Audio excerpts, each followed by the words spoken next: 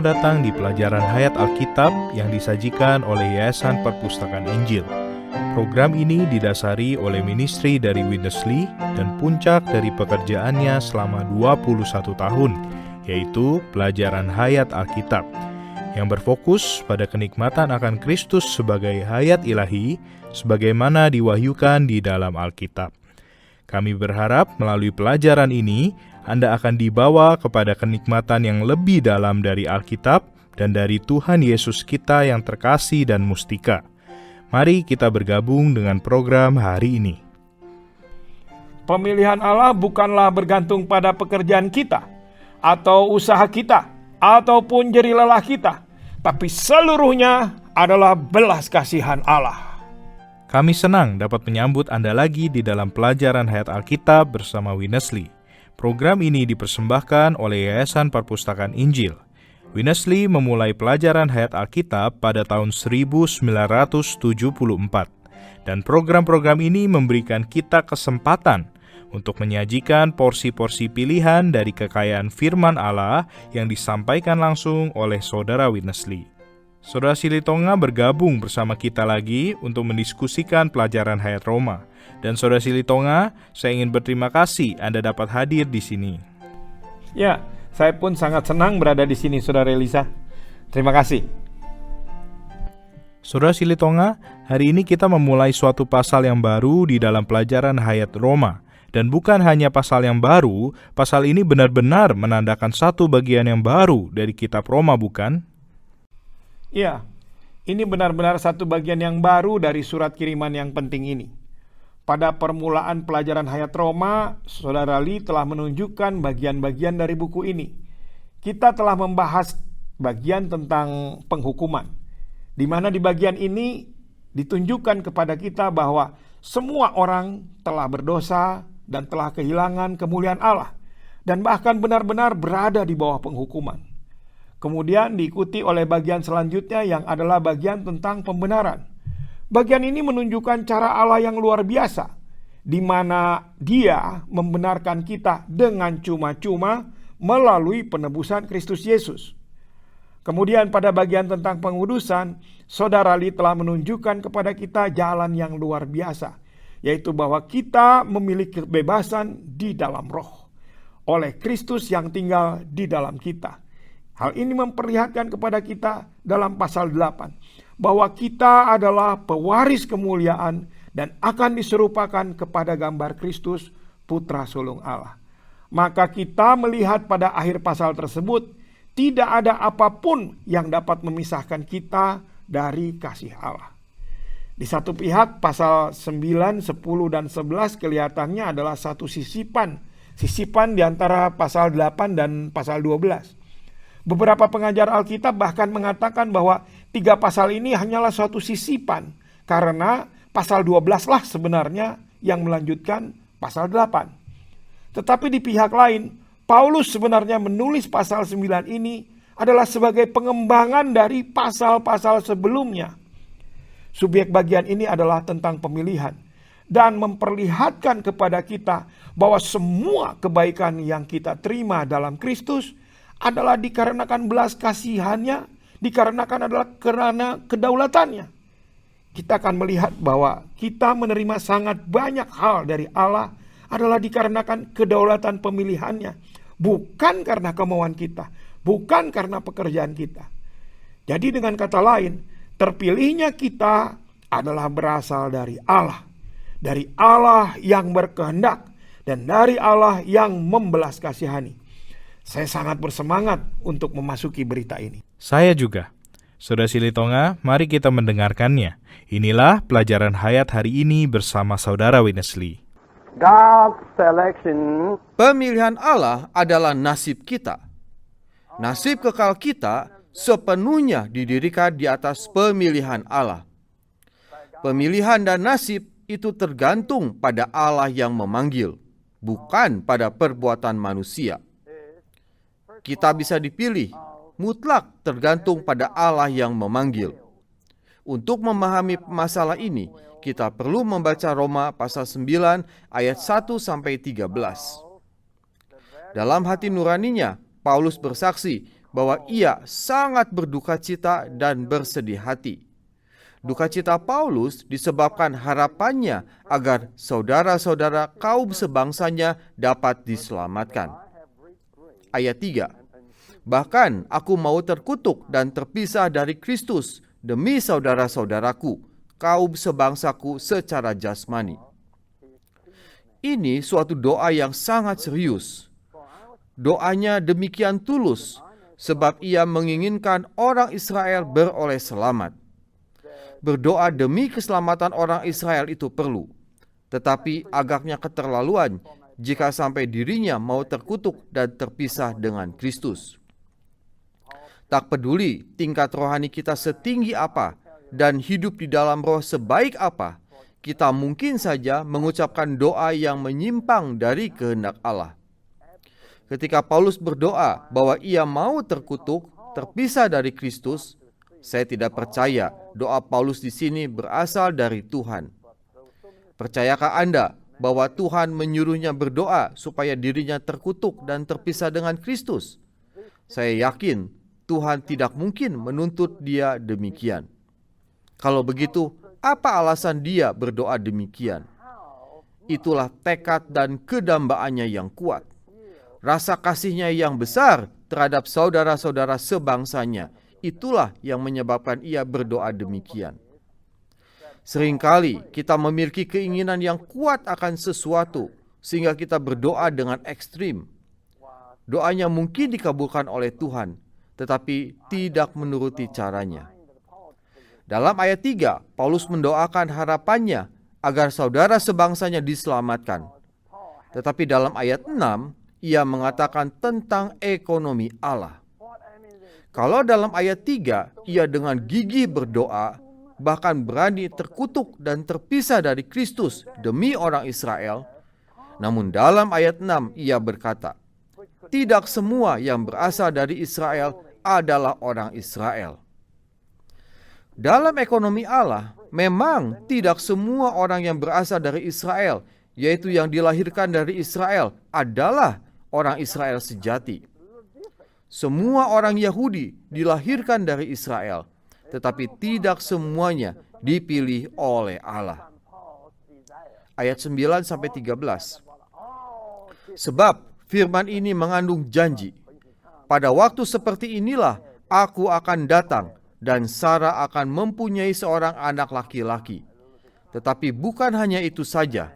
Lebih terang lagi, ialah Ribka yang mengandung dari satu orang, yaitu dari Ishak, bapa leluhur kita. Sebab waktu anak-anak itu belum dilahirkan dan belum melakukan yang baik atau yang jahat, supaya rencana Allah tentang pemilihannya diteguhkan, bukan berdasarkan perbuatan, tetapi berdasarkan panggilannya. Dikatakan kepada Ribka, anak yang tua akan menjadi hamba anak yang muda. Seperti ada tertulis, aku mengasihi Yakub, tetapi membenci Esau.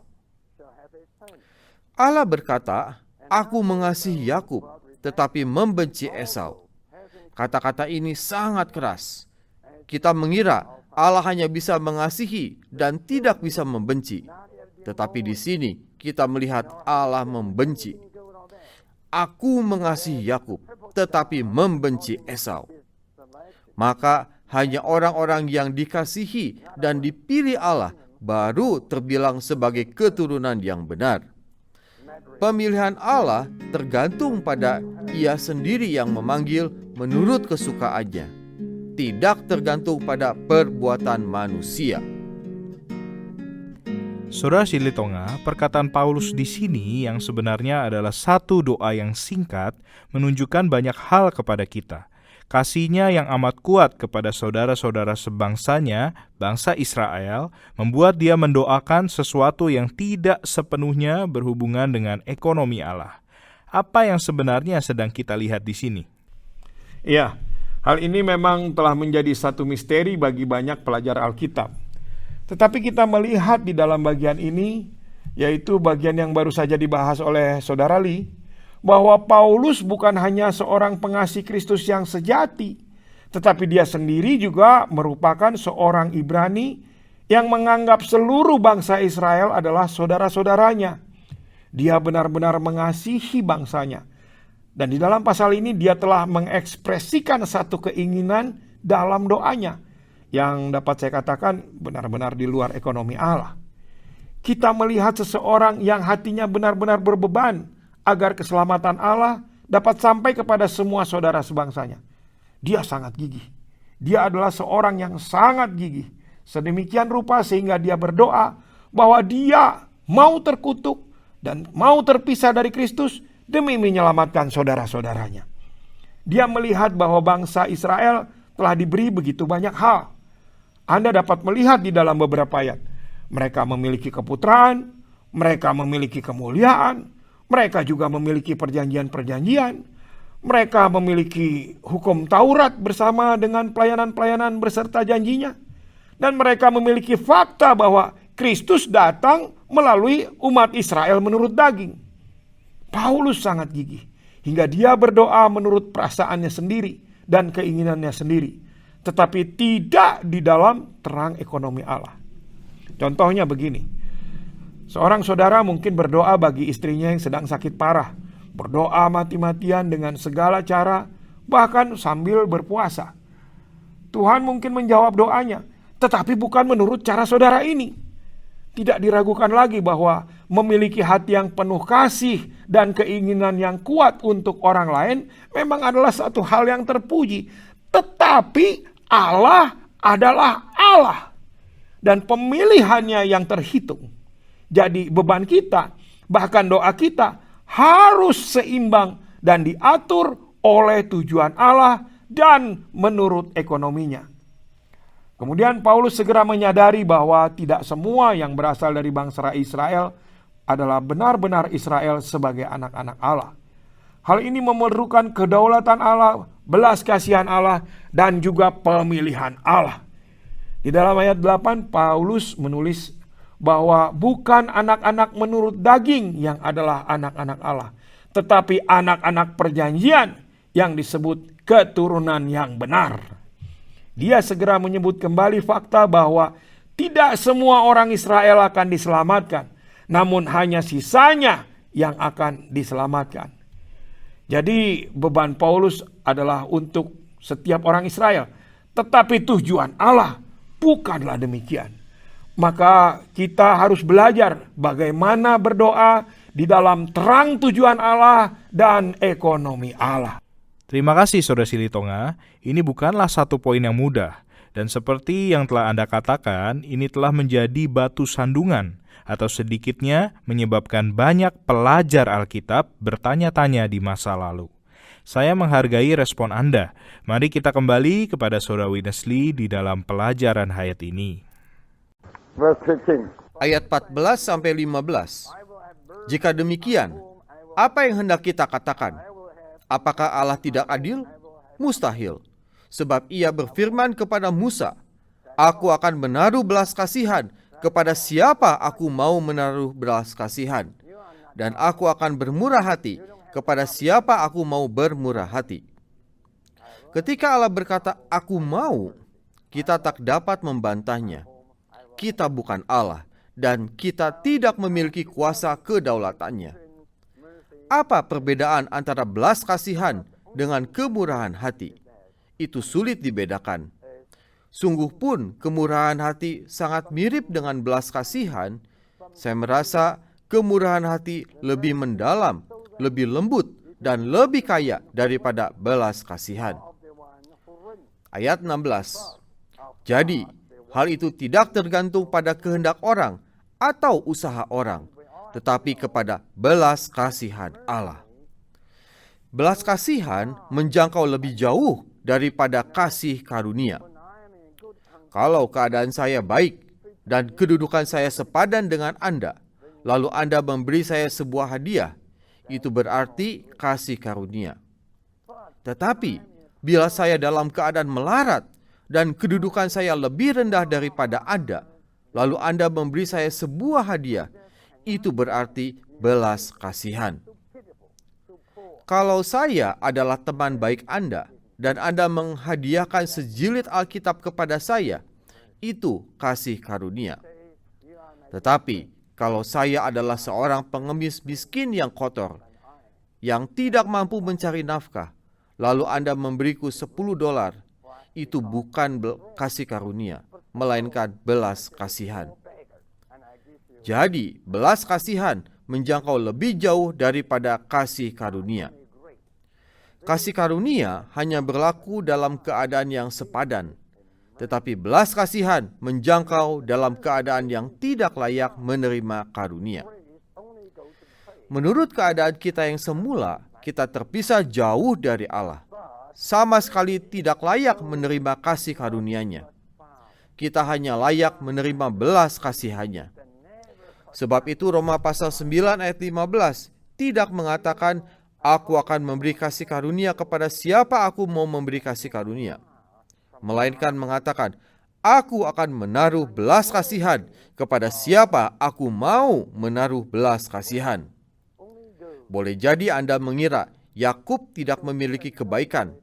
Ia licik, penuh tipu muslihat, dan Esau malah lebih baik daripadanya. Anda tidak salah. Memang Yakub kasihan sekali.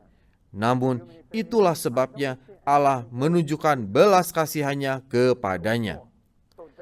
Belas kasihan Allah tidak tergantung pada kebaikan kondisi manusia. Sebaliknya, malah dinyatakan dalam keadaan manusia yang kasihan. Maka belas kasihan menjangkau lebih jauh daripada kasih karunia. Jadi, hal itu tidak tergantung pada kehendak orang atau usaha orang, tetapi kepada belas kasihan Allah. Ayat 18. Jadi, ia menaruh belas kasihan kepada siapa yang dikehendakinya, dan dia mengeraskan hati siapa yang dikehendakinya. Apakah yang hendak kita katakan tentang semua hal ini? Kita tidak dapat berkata apa-apa, hanya dapat menyembah jalan Allah. Setiap perkara tergantung pada apa yang hendak dilakukan Allah. Saudara Silitonga, ini adalah poin yang amat sangat berharga. Dan sekali lagi, tidak seluruhnya doktrinal, tetapi dapat diterapkan pada situasi kita. Belas kasihan Allah itu dapat menjangkau lebih jauh daripada kasih karunia-Nya. Oh iya, Saudara Elisa. Ketika Saudara Li mengutarakan poin ini, saya rasa saya benar-benar bernapas lega dan bersyukur. Karena menyadari bagaimana saya telah dibawa kepada Tuhan melalui belas kasihan Allah yang menjangkau jauh. Sungguh suatu belas kasihan sehingga Allah bisa memilih orang-orang dosa yang jatuh dan rendah seperti kita. Saya hanya dapat merespon dan berkata, oh haleluya atas belas kasihan Allah. Tanpa belas kasihan Allah menjangkau kita, menyelamatkan kita dari situasi kita yang rendah dan hina, kita tidak akan berada pada posisi atau kondisi untuk mengapresiasi kasih-Nya atau untuk menerima kasih karunia-Nya. Hari-hari ini melalui berbagai media, Anda mungkin mendengar banyak tentang kasih Allah. Dan seringkali pembahasannya bukanlah oleh pertimbangan atas kedaulatan Allah, atas pemilihan Allah, tapi melainkan hanya semacam perasaan yang menenangkan agar orang-orang mengapresiasi kasih Allah. Memang kita harus mengapresiasi kasih Allah, tetapi tanpa belas kasihan Allah menjangkau kita untuk menyelamatkan kita dari kondisi kita yang rendah dan situasi kita yang rendah, kita tidak akan pernah mampu mengapresiasi kasih-Nya, bahkan menerima kasih karunia-Nya. Sungguh suatu wahyu yang luar biasa. Kita dapat melihat betapa jauhnya jangkauan belas kasihan Allah itu. Kita harus menyadari bahwa Allah itu kudus dan Allah itu benar. Allah telah menyediakan suatu jalan untuk menjangkau kita. Ini adalah belas kasihan yang besar. Dia memilih kita, Dia mengeluarkan kita dari bawah penghukuman yang dituntut oleh kebenaran-Nya. Ini adalah benar-benar belas kasihan-Nya. Kita harus memustikakan belas kasihan Allah sebagaimana kita mengapresiasi kasih karunia Allah. Untuk berpartisipasi dalam kasih karunia-Nya, kita selalu memerlukan belas kasihan Allah. Jadi kita katakan sekali lagi, pemilihan Allah bukanlah bergantung pada pekerjaan kita, usaha kita, atau jerih lelah kita, tapi seluruhnya adalah belas kasihan Allah. Saudara Silitonga, saya memiliki pengalaman yang sama seperti pengalaman keselamatan yang baru saja Anda bahas. Saya juga menyadari bahwa belas kasihan Allah dapat membuat kasih-Nya menjangkau jauh. Amin. Sangat berharga, bukan? Tentu saja. Mari bergabung kembali bersama Saudara Witness Lee. Kita akan memiliki satu kesimpulan. Now we come to third main point. Paulus melanjutkan, "Sekarang kamu akan berkata kepadaku, jika demikian, apalagi yang masih disalahkannya? Sebab siapa yang menentang kehendaknya?" Kita sekalian wajib mengerti siapa kita ini. Kita adalah makhluk ciptaan Allah, dan Dia adalah pencipta kita. Sebagai makhluk ciptaannya, kita tidak patut mengatakan apa-apa kepada Allah, Sang Pencipta. Maka Paulus bertanya, dapatkah yang dibentuk berkata kepada yang membentuknya, "Mengapa engkau membentuk aku demikian?" Apakah tukang periuk tidak mempunyai hak atas tanah liatnya untuk membuat dari gumpal yang sama suatu bejana untuk tujuan yang mulia dan yang lain untuk tujuan yang biasa? Allah adalah tukang periuk dan kita adalah tanah liat. Sebagai tukang periuk, Allah memiliki wewenang atas tanah liat itu. Kalau Dia menghendaki, Dia dapat membuat satu bejana untuk maksud yang mulia dan bejana lain untuk maksud yang kurang mulia. Hal ini tidak tergantung pada pemilihan kita, melainkan pada kedaulatannya. Demi kedaulatannya, Allah menyatakan kemuliaannya dengan membentuk bejana belas kasihannya untuk menampung dirinya sendiri. Kalimat ini sangat dalam. Kedaulatan Allah adalah dasar dari pemilihannya. Pemilihannya tergantung pada kedaulatannya. Ayat 22. Jadi, kalau untuk menunjukkan murkanya dan menyatakan kuasanya, Allah menaruh kesabaran yang besar terhadap bejana-bejana kemurkaannya yang telah disiapkan untuk kebinasaan. Apa yang dapat kita katakan tentang ini? Tak dapat mengatakan apa-apa. Dialah tukang periuk, Dia berkuasa. Manusia hanya tanah liat belaka. Ayat 23-24. Justru untuk menyatakan kekayaan kemuliaannya atas bejana-bejana belas kasihannya yang telah dipersiapkannya untuk kemuliaan, yaitu kita yang telah dipanggilnya, bukan hanya dari antara orang Yahudi, tetapi juga dari antara bangsa-bangsa lain. Segalanya tergantung pada kuasa kedaulatan Allah. Allah berkuasa membuat kita yang dipilih dan bukan hanya dari antara orang Yahudi, tetapi juga dari antara orang kafir, menjadi bejana belas kasihannya, guna menampungnya agar kekayaan kemuliaannya dapat dinyatakan. Baik Saudara Silitonga, Saudara Witness Lee melanjutkan dari poin yang sangat menyentuh dan manis akan belas kasihan Allah kepada satu kebenaran yang sangat dalam. Bagaimanakah kebenaran ini dapat membuat kita menyadari bahwa kita ini hanyalah tanah liat dan Allah adalah tukang periuk yang memiliki otoritas mutlak atas tanah liat untuk membentuknya sesuka hatinya? Ya, pertanyaan yang sangat bagus, Saudara Elisa. Ini adalah kebenaran yang sangat dalam. Kita bahkan mungkin mengajukan pertanyaan yang sama seperti yang diutarakan oleh Paulus di dalam ayat 19. Sekarang kamu akan berkata kepadaku, jika demikian, apalagi yang masih disalahkan Allah?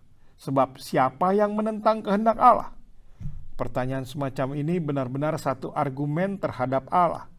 Paulus kemudian menjawab, siapakah kamu, hai manusia? Maka kamu membantah Allah. Saya rasa ini bukanlah suatu pelajaran yang mudah untuk kita terima. Kita merasa berhak untuk mempertanyakan Allah dan bahkan mempertanyakan kedaulatannya dan otoritasnya.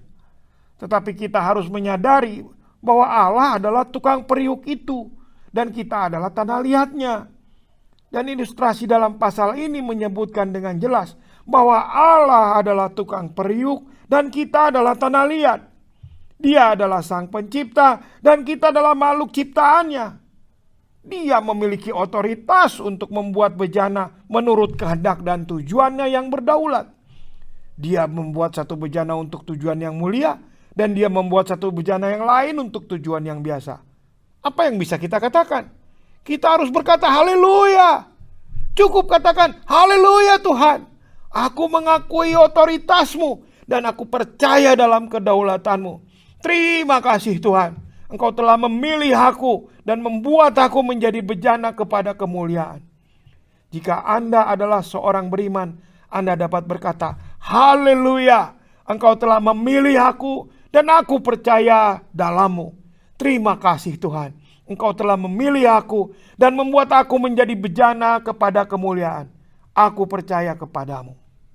Saudara Silitonga, doa sederhana seperti ini akan menghentikan pertanyaan-pertanyaan yang liar yang sering berputar-putar di dalam pikiran kita. Terima kasih atas nasihatnya. Terima kasih telah mendengarkan pelajaran Hayat Alkitab bersama Witness Lee, dipersembahkan oleh Yayasan Perpustakaan Injil. Program-program ini berisikan kutipan-kutipan dari pembicaraan ministry Witness Lee bersama dengan diskusi dan komentar-komentar kami. Dan semuanya berfokus pada kehendak hati Allah, yaitu agar kita menikmati Kristus sebagai hayat ilahi bagi manusia. Berita-berita pelajaran hayat ini menunjukkan kepada kita bahwa setiap kitab dalam Alkitab menyingkapkan bahwa menikmati Dia dengan jalan ini akan membawa kita kepada tujuan dari keselamatan kita. Terdapat lebih dari 1.700 program seperti ini yang tersedia secara online, tanpa biaya, yang dapat Anda download, streamline, atau tambahkan kepada langganan podcast Anda. Kunjungi website kami di pelajaranhayat.com. Kami ulangi, pelajaranhayat.com. Terima kasih telah mendengarkan.